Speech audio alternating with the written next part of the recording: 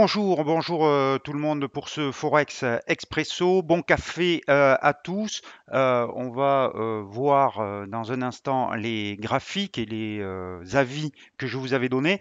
Mais tout de suite, on va parler du cadre général.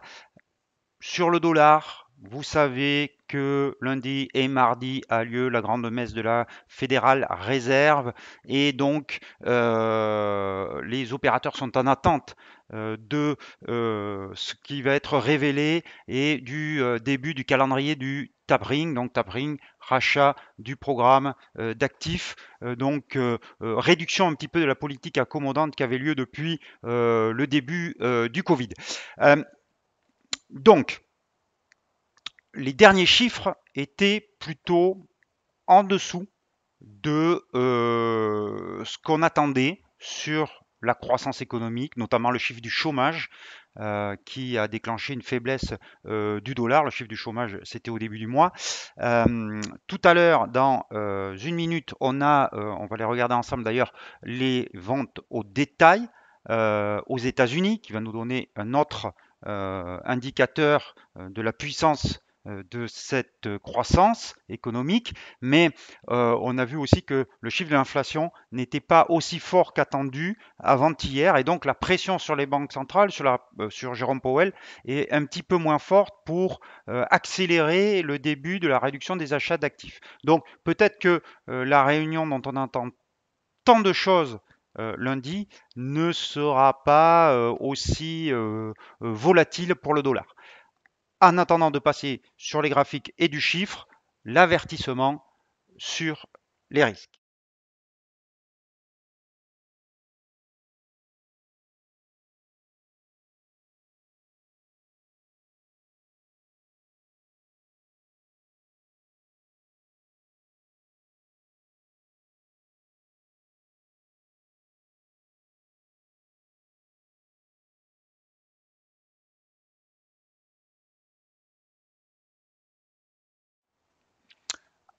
Alors, les ventes au détail, alors on a les demandes aussi, vous voyez qui s'affichent à l'écran en direct, hein, des chômage hebdomadaire, du chômage en ligne avec ce qu'on attendait.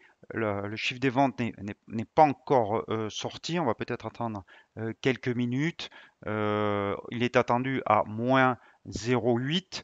On va voir, et il sort à plus 0,7. Donc, ça vient un peu contredire tous les derniers indicateurs économiques étaient plutôt plus faibles. Celui-là est beaucoup plus fort et il vient après le chiffre hier de l'Empire Manufacturing Index qui est sorti en hausse de plus 16 alors qu'il était attendu en baisse de moins 17, même si ce n'est pas un chiffre majeur sur la production industrielle, sur l'activité industrielle plutôt, c'est quand même un indicateur plus fort et les ventes au détail, qui est là pour le coup un chiffre majeur, sort beaucoup plus fort que ce qu'on attendait.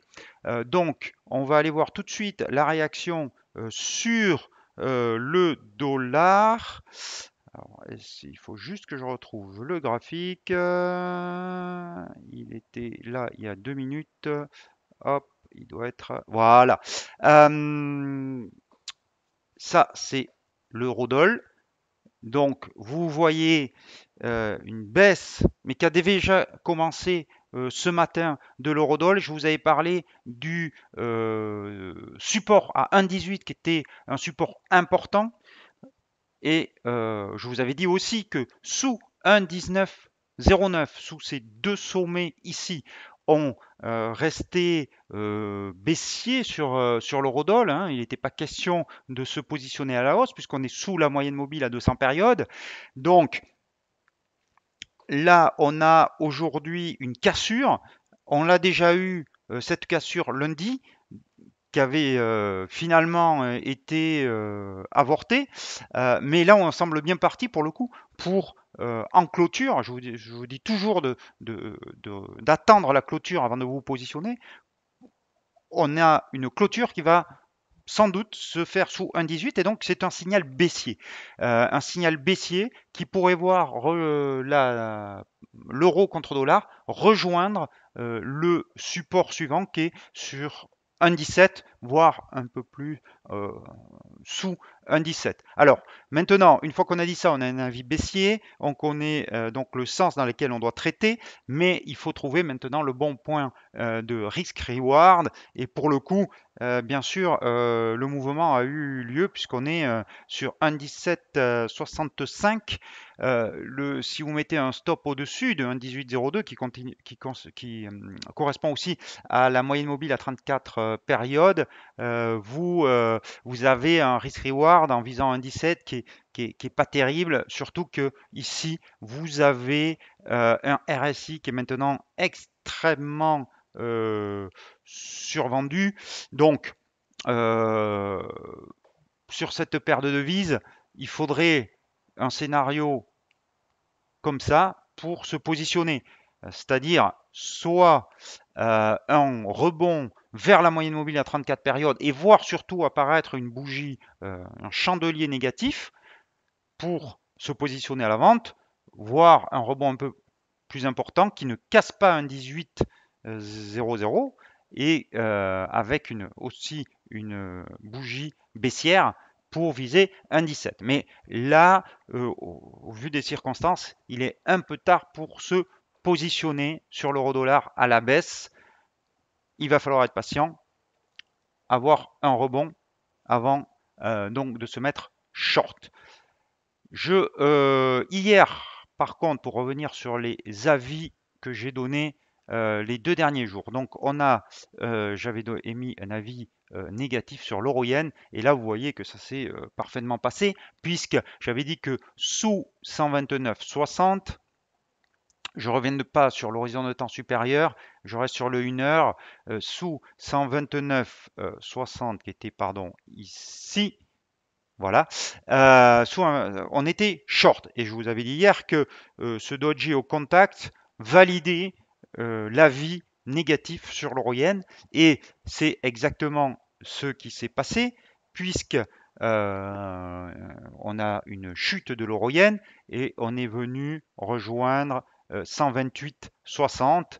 Donc vous aviez deux possibilités, soit la façon conservatrice de faire du trading, vous mettiez un stop au-dessus de la moyenne mobile à 13 périodes et donc vous avez été stoppé avec un gain ici à 129,26, ce qui déjà pas mal puisque vous avez 30 pips de gain sur un horizon de temps court, soit sous la moyenne mobile à 34 périodes que je préfère personnellement, mais ça c'est à vous de voir, hein, c'est selon votre psychologie.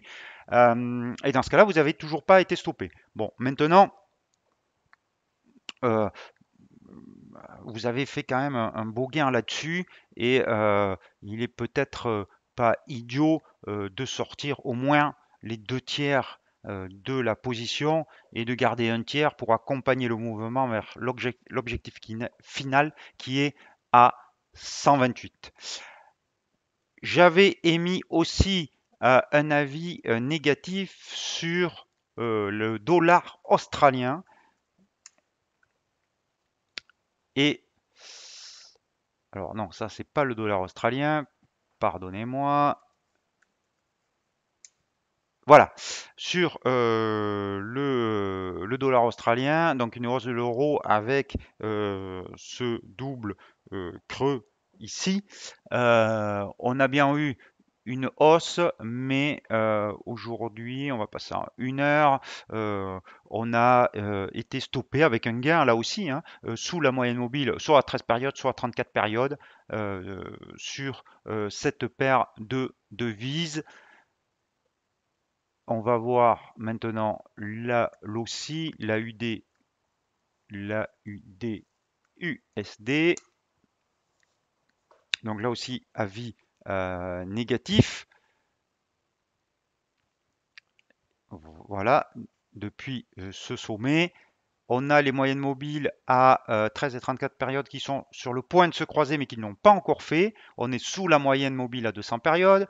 Donc, rappelez-vous, on garde un avis négatif sur le dollar australien. Vous êtes peut-être encore en pause. Pour l'instant, on va aller voir sur l'horizon de temps inférieur, mais vous pouvez rester, voilà, vous pouvez rester short sur cette paire de devises avec un stop soit au-dessus de la moyenne mobile à 34 périodes, soit au-dessus de 0,7350. Et vous visez la cassure, on va revenir sur l'horizon de temps supérieur, la cassure de ce support à 0,7290 où vous prenez vos bénéfices là-dessus. Mais en tout cas, une petite pour le coup position parce que il y a encore beaucoup d'incertitudes de ce support est parfaitement envisageable.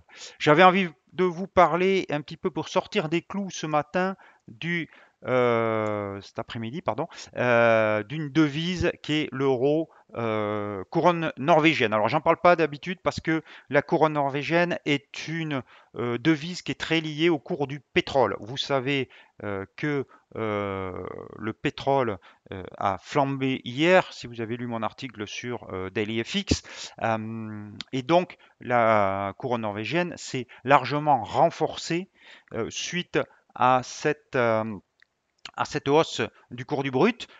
C'est une façon de jouer le pétrole via les devises. Et vous voyez hier la très très belle, le très beau chandelier japonais baissier sur l'euro NOK qui bien sûr, incite à encore plus de fragilité sur cette paire de devises.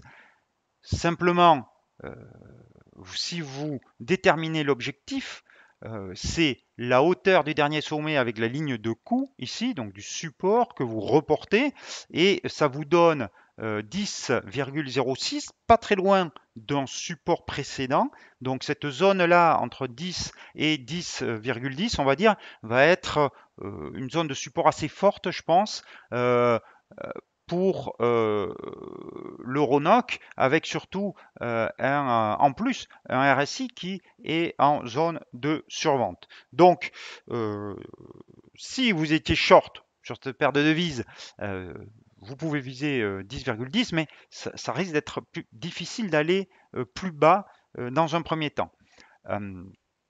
Sur l'horizon de temps 1 heure inférieur, si vous n'êtes pas rentré sur cette paire de devises, parce que effectivement, vous n'avez peut-être pas suivi le mouvement, mais ici, vous avez quand même une tendance donc baissière, bien sûr, mais pour rentrer maintenant, ça va être un petit peu compliqué. En tout cas, il va falloir attendre des rebonds, par exemple avec un RSI qui se rapproche de ce niveau des 60 et une figure baissière comme ici avec cet avalement baissier ou comme ici ou ici pour se positionner à nouveau à la baisse. Donc attendre une bougie rouge pour se positionner à la baisse, mais on est très très proche de l'objectif maintenant. Voilà, c'était pour changer un petit peu des paires de devises que l'on analyse d'habitude, mais et pour vous dire aussi que quand vous voulez jouer les matières premières, vous pouvez le faire à travers les devises et à travers la couronne norvégienne notamment, mais aussi euh, à travers le dollar canadien. Alors le dollar canadien, pardon, il bouge plus trop parce qu'il est pris entre deux feux. Il est pris entre des chiffres au Canada qui sont moins bons, notamment le PIB qui est sorti il y a quelques jours, et la hausse des cours du WTI, puisqu'il est plus lié au pétrole américain, et c'est pour ça qu'il stagne actuellement. Euh, je vais revenir sur une de mes devises que je surveille depuis longtemps, dont je vous ai parlé, c'est le kiwi. Donc le kiwi, c'est le dollar néo-zélandais contre dollar américain. Le dollar néo-zélandais qui hier a fait un bond suite à la publication de chiffres économiques meilleurs que prévu, le PIB notamment. Mais aujourd'hui, c'est la force du dollar qui a repris le dessus. Et donc, on reste bloqué sous cette oblique baissière. Et comme je vous l'avais dit, tant qu'on n'a pas cassé cette oblique baissière, on ne prend pas de position longue à l'achat. On attend la clôture de cette paire de devises au-dessus de cette résistance. Le trading est un jeu de patience. On va regarder le câble, parce que j'en ai pas parlé hier, mais pour voir qu'il se passe pas grand-chose, il y a une résistance assez importante sur 1,3890 qui est composée par ces mèches longues ici à 3 reprises, plus la moyenne mobile à 200 périodes euh, qui empêche le câble de monter. On a une bougie baissière aujourd'hui, mais qui n'est pas suffisante pour se positionner encore à la baisse. Le dollar suisse, on revient là sur un retracement Fibonacci à 0,9275.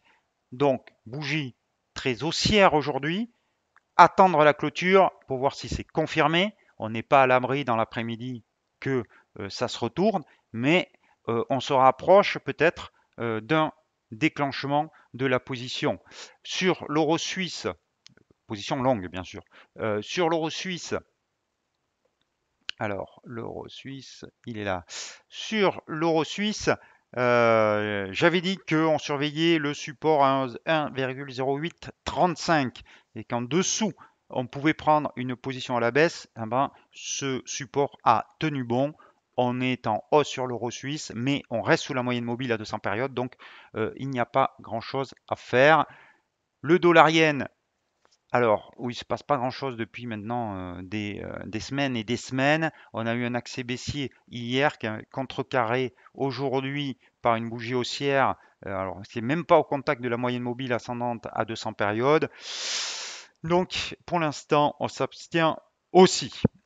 Voilà ce que j'ai peut-être zappé l'euro livre. Donc, toujours biais baissier sur l'euro livre, en dessous de la moyenne mobile à 200 périodes. Les moyennes mobiles à 13 et 34 périodes sont sur le point de se croiser. Donc, si on clôturait avec une bougie rouge, alors attention, hein, parce que on a failli avoir le cas là le lundi et mardi, et puis finalement on a eu des longues mèches basses qui ont contrecarré les positions baissières. Donc attendre là aussi avant de se positionner pour pas faire les mêmes erreurs du début de la semaine. Mais un avis plutôt négatif sur cette devise, même si on est en surachat 1 heure, donc il va falloir là aussi attendre.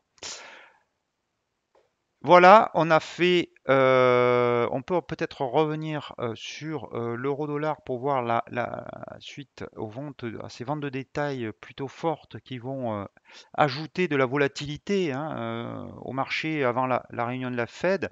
Euh, donc baissier, apparemment, voilà, même très baissier. Et donc là, je pense qu'on va effectivement, on va se rapprocher des 1,17. Donc prochain objectif, 1,17. Même si, encore une fois, si vous n'êtes pas en position, c'est compliqué parce que le RSI très survendu et vous avez un stop à 50 points au-dessus et un objectif à 50 points au-dessous. En risk-reward, c'est pas terrible. Mais si vous êtes en position, si vous avez vu cette cassure des 1,18, en tout cas, vous pouvez mettre votre stop au-dessus de la moyenne mobile à 13 périodes de façon conservatrice ou conservateur, pardon, ou au-dessus de la moyenne mobile à 34 périodes, qui vous laisse un peu plus de latence pour viser les 1,17. Voilà pour cette émission du jeudi. Je vous souhaite un bon café, de bons trades. N'oubliez pas vos stop loss et je vous dis à demain.